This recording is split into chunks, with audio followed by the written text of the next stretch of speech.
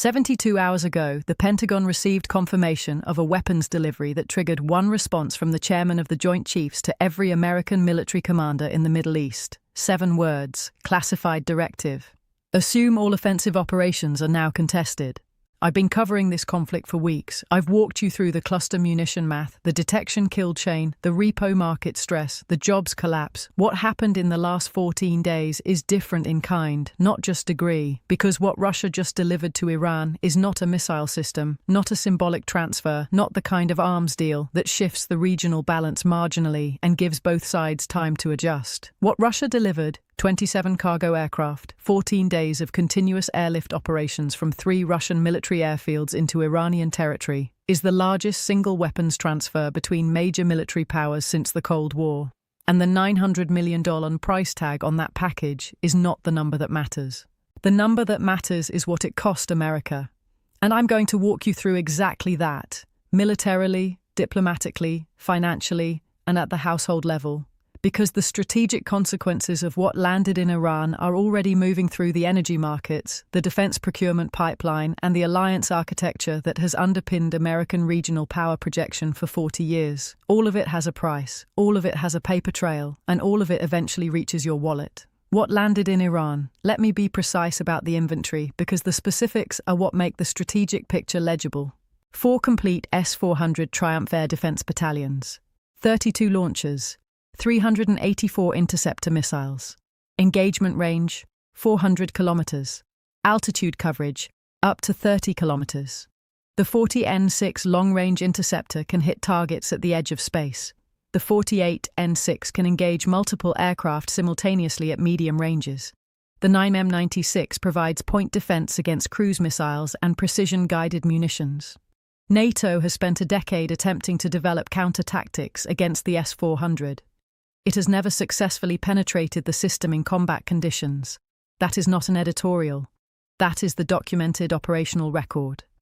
24 Iskander-M tactical ballistic missile launchers, 96 missiles. Range, 500 kilometers. Accuracy, 5 meters circular error probable. Flight profile, quasi-ballistic with terminal maneuvering that no existing American defensive system has ever intercepted in operational testing, a 700-kilogram warhead, and a range that places every American base in the Gulf within its strike envelope from Iranian territory. Al Udeid in Qatar at 700 kilometers, Al Dhafra in the UAE at 400 kilometers, Camp Arifjan in Kuwait at 500 kilometers. Every aircraft, every fuel depot, every ammunition storage facility, every command center, 8 Bastion P coastal defense launchers, 64 P-800 Onyx anti-ship missiles. The Onyx travels at Mach 2.5 at sea-skimming altitude with a 500-kilometer engagement range launched from coastal positions. It approaches from multiple programmable vectors, executes evasive terminal maneuvers, and carries a 300-kilogram warhead designed to penetrate naval armor and detonate inside the hull. The USS Abraham Lincoln Carrier Strike Group, 5,000 American sailors, $13 billion in construction costs, has been operating in the Arabian Sea. As of 96 hours after delivery confirmation, that carrier had repositioned from approximately 400 kilometers from the Strait of Hormuz to 1,200 kilometers away, and was still moving. And the component that transforms all 3 systems from individual capabilities into something qualitatively more dangerous, the NEBO-M integrated radar complex, mobile, multiband, detection range exceeding 600 kilometers against stealth aircraft. The system that makes the F-35's $1.7 trillion in low observable investment partially irrelevant over Iranian airspace. These systems are now networked. The NEBO-M feeds targeting data to the S-400 and the Iskander simultaneously. The Bastion P receives maritime surveillance data from Russian satellite networks that Iran now has direct access to. The kill chain is integrated. The response, once triggered, is effectively automatic. Here is what that means in operational terms. An American F-35 approaching Iranian airspace to conduct a strike mission is detected by the NEBO-M at 600 kilometers. The aircraft's stealth characteristics reduce its radar cross-section against older systems. Against the NEBO-M's multiband tracking, those characteristics provide limited protection. By the time the F-35 reaches weapon release range, approximately 150 kilometers from target, it has been tracked for 7 minutes. Interceptor missiles have been allocated, launch solutions calculated. Simultaneously, Iskander batteries have received that detection data and are calculating whether the aircraft originated from a base within strike range. If it did, Iskander missiles are already in flight toward that base while the aircraft is still inbound. The pilot is flying a strike mission. His runway is being destroyed while he's airborne. If he survives the S-400 engagement, he returns to a base that no longer exists. This is not a scenario. This is the operational reality that CENTCOM issued its classified pause directive to address. The response that tells you everything. American aircraft have stopped flying toward Iran. That is not an editorial characterization. That is what the operational pause directives confirm. CENTCOM issued what officials describe as pause directives for all non-essential missions within S-400 engagement range. The framing from American military sources is that pilots and commanders are declining to fly missions with the threat profiles that now exist. This is not a failure of courage. It is mathematics. Sending a $100 million aircraft and a trained pilot into an environment where the probability of loss exceeds acceptable operational thresholds is not bravery, it is waste. And the American military does not waste assets on operations that cannot succeed on terms the chain of command can defend. Carriers are repositioning. The Abraham Lincoln moved 800 kilometers from its previous operating position in 96 hours. The geometry of Bastion P coverage has made close approach tactically indefensible. You cannot project power if you cannot safely approach the projection zone. The Persian Gulf, American carrier-dominated water for 4 consecutive decades, is now actively contested, not theoretically contested. The ships are moving because staying at previous positions is too dangerous. The diplomatic response was immediate and achieved nothing. The Secretary of State summoned the Russian ambassador within 6 hours of delivery confirmation. The meeting lasted 34 minutes. The Russian ambassador stated that Russia's military cooperation with sovereign nations is not subject to American approval and that the weapons are defensive in nature and pose no threat to nations that do not attack Iran.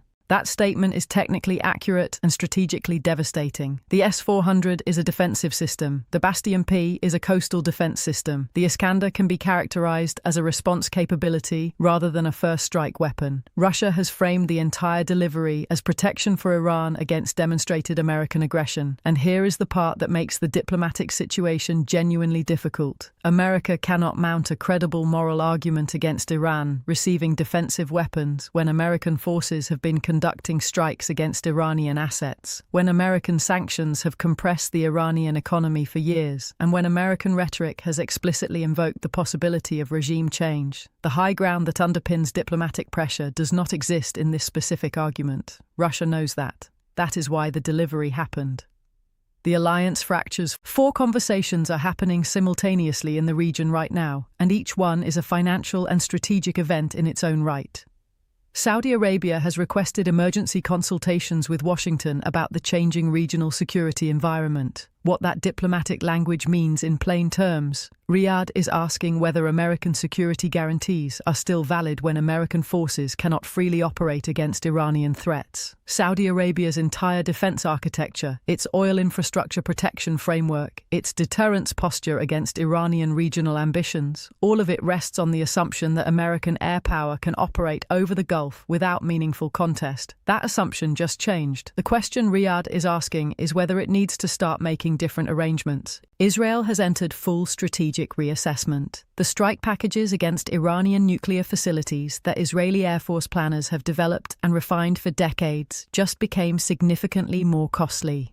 S-400 coverage extends across the primary approach routes to those facilities. Losses would be substantial. Mission success is no longer assured in the way that previous Israeli Air Force operations against less capable Iranian air defense have been. The calculus for a unilateral Israeli strike on Iranian nuclear infrastructure has changed materially in 14 days. The UAE has begun reaching out to Tehran through back channels. The Emirates has always maintained a careful hedge between American alliance relationships and regional accommodation. With American power projection suddenly uncertain, the hedge is shifting toward accommodation. This is rational behavior. It is also the first visible fracture in the Gulf alliance structure that has anchored American regional strategy since the 1990s. And in Moscow, Vladimir Putin is watching the American response, the repositioned carriers, the operational pause directives, the emergency consultations from allies, and calculating return on investment. $900 million to force the repositioning of a $13 billion carrier strike group, $900 million to trigger emergency reassessment by every American ally in the region, $900 million to demonstrate, concretely and publicly, that American military superiority has exploitable limits. From a cost-effectiveness standpoint, that is one of the highest leverage military investments in modern history, and Putin knows it. What this costs? The financial architecture.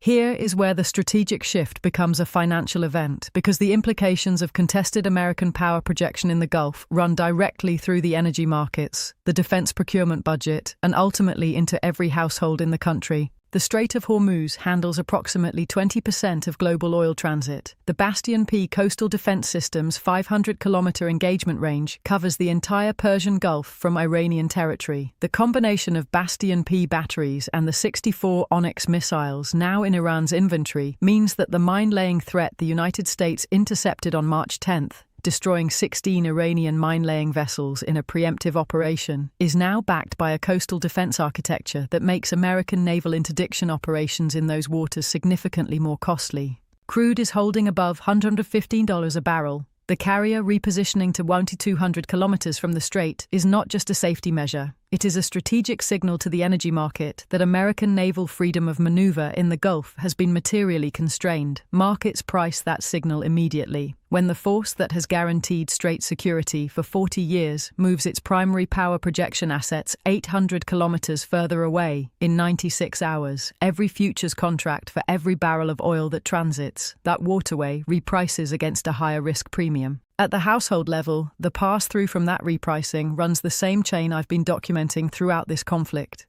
Elevated crude sustains retail fuel prices above pre-conflict baseline. Utility bills in gas-fired generation regions stay elevated. Grocery prices absorb the freight and fertilizer shock with a 60 to 90-day lag. But the Russian weapons delivery adds a duration dimension that wasn't present before. The S-400 system doesn't expire. It doesn't run out of missiles in 37 waves. It is a persistent structural change to the operational environment that American planners must account for in every regional scenario going forward. That persistence is what the energy market is pricing when WTI and Brent trade in tandem above $115. Not just this conflict, the conflict's new permanent architecture, the defense procurement response and your tax dollars. CENTCOM's operational pause and carrier repositioning are the immediate tactical response. The strategic procurement response will take longer to manifest and will cost considerably more. What the American military actually needs to contest S-400 coverage is a combination of enhanced electronic warfare capabilities, next-generation standoff munitions that can reach targets from outside the 400-kilometer engagement envelope, and additional anti-radiation missile inventory specifically designed to suppress the Nebo-M radar complex. None of those capabilities exist in sufficient inventory today. The development programs that might produce them are multi-year efforts. Some are already in the pipeline at Northrop Grumman, Raytheon RTX, and Lockheed. The Russian weapons delivery just created the budget justification for accelerating every one of them. What does that acceleration cost? The Next Generation Air Dominance Program, the F-35 successor specifically designed to operate in contested air defense environments, is currently projected at approximately $20 billion through initial development. The stand-in attack weapon, designed to engage heavily defended targets from extended standoff range, carries a per-unit cost estimated at $3 million to $4 million. Enhanced electronic warfare, jamming pod programs for the EA-18G Growler fleet require additional procurement authorization that now has a compelling strategic rationale. The Hypersonic Attack Cruise Missile, designed to outrun S-400 intercept timelines, is in development at Lockheed Martin with a program cost not yet publicly finalized. All of that is money that needs to come from somewhere. The supplemental appropriations that fund immediate conflict operations are already competing with domestic discretionary spending for the same budget space. A second, longer horizon procurement acceleration to address the S-400 problem adds another layer of fiscal pressure on a federal budget that was already showing stress before a single Iskander was loaded on a Russian transport aircraft. The domestic programs that absorb that pressure, infrastructure maintenance, housing assistance, public health preparedness, don't generate press conferences when they're cut. They just quietly shrink, and the families that depend on them absorb the cost without knowing the specific line item that funded the anti-radiation missiles that replaced the operational pause. Your portfolio in a world of contested American power. The financial market pattern in an environment of genuinely contested American military power projection is historically distinct from the pattern in a standard Middle East conflict where American dominance is assumed. When American power is uncontested, energy sector equities benefit from supply disruption premiums, but defense sector equities benefit only modestly because the market assumes resolution occurs on American terms within a manageable timeline. When American power becomes genuinely contested, when carriers reposition, when operational pause directives are issued, when allies begin hedging toward accommodation with adversaries, the market repricing is broader and more durable. Defense sector equities in this environment are not just pricing current contract acceleration, they are pricing a structural shift in American procurement priorities that will run for years. RTX, Lockheed, Northrop, and L3Harris are not just filling current interceptor resupply orders. They are the beneficiaries of a strategic awakening that will drive procurement budgets for a decade. ITA and XR, the primary defense sector ETFs, have already outperformed the S&P 500 by approximately 14 percentage points since the conflict opened. The S400 delivery adds a duration and scope to that outperformance that wasn't priced before. Gold has crossed $3,200 per ounce. In an environment where the dollar's safe haven status coexists with genuine questions about American strategic dominance, a combination that has not existed simultaneously in the post-Cold War era, gold's role as a hedge against systemic uncertainty is more directly relevant than in a standard conflict cycle. Institutional investors are holding it alongside treasuries rather than instead of them. That dual positioning is unusual. It reflects a market genuinely uncertain about the nature of the risk it is pricing.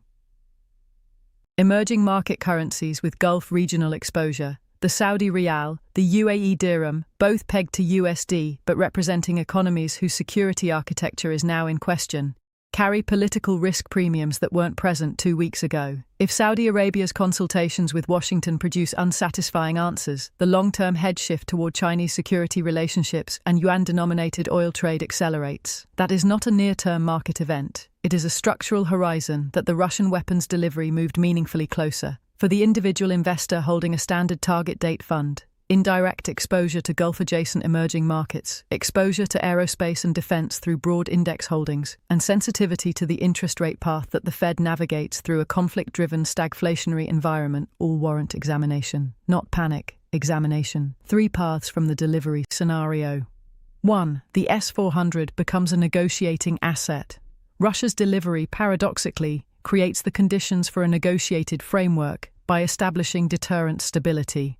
With both sides now facing prohibitive costs for offensive operations, Iran's missile campaign contested by American power, American air campaign contested by the S-400, the military logic for continued escalation weakens for both. Back-channel negotiations through Oman or Qatar become more attractive to both governments simultaneously. The key indicator: watch for any Russian diplomatic statement distinguishing between the S-400's operational status and its potential negotiated status. If Moscow signals willingness to discuss operational parameters as part of a broader de-escalation framework, the delivery was as much a diplomatic instrument as a military one. Crude retreats toward $95. Carriers return to Gulf operating positions. Alliance consultations produce reassuring answers. Scenario 2. Iran tests the new architecture. With S-400 coverage operational and Iskander batteries positioned, Iranian leadership, under pressure from IRGC hardliners to demonstrate the value of the Russian investment, authorizes an operation specifically designed to validate the new deterrence framework. A strike on a Gulf base from Iskander batteries, a Bastion P firing exercise that the market prices as operational validation, an S-400 lock-on event against an American aircraft that triggers an incident requiring response. The key indicator: any IRGC public communication claiming operational readiness of the Russian systems and explicitly linking that readiness to a change in American operational behavior. If Iran publicly announces the S-400 is active and America doesn't fly, the deterrence flip is confirmed and the alliance recalculation accelerates dramatically. Scenario 3. The counter S-400 campaign opens. America responds to the operational pause not with diplomacy, but with a dedicated suppression campaign targeting the NEBO-M radar infrastructure using existing inventory of AGM-88 HARM anti-radiation missiles and B-2 standoff strikes from outside engagement range. This is the most expensive scenario, in aircraft, in munitions, in the risk of an incident with Russian technical personnel who may be operating these systems. The key indicator, any US strike that Israeli or independent sources confirm targeted radar infrastructure rather than ballistic missile launchers or nuclear facilities. That target category change signals the counter S-400 campaign has begun. It also signals the conflict has entered a phase where the risk of direct Russian casualty from American strikes is no longer a constraint that American planners are observing. What to watch: the carrier operating position. The Abraham Lincoln's distance from the Strait of Hormuz is the single most real-time indicator of how seriously American military planners are assessing the Bastion P threat. Track it through commercial satellite imagery, the same source the Times used for its Gulf-based damage analysis. Movement toward the strait means confidence in the countermeasures.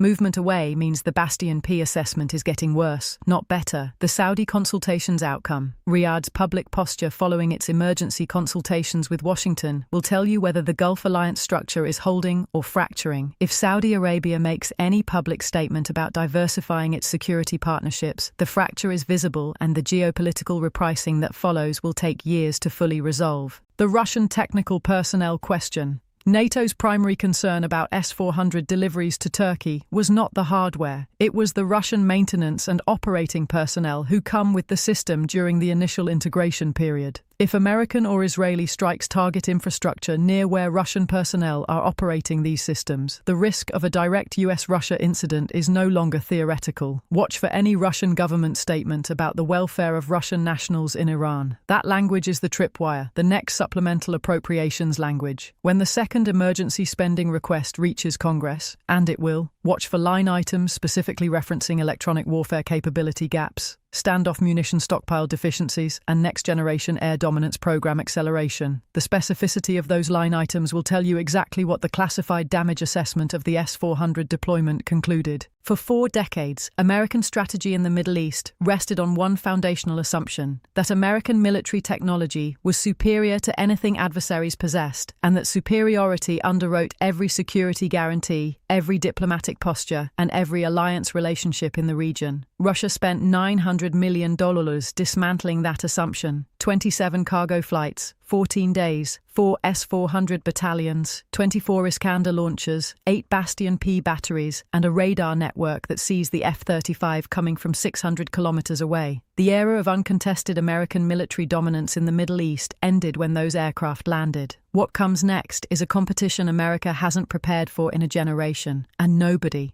not in Washington, not in Tel Aviv, not in Riyadh, has yet defined what winning that competition looks like, or what it costs, or who pays for it. You're watching the answer to all 3 questions being written in real time.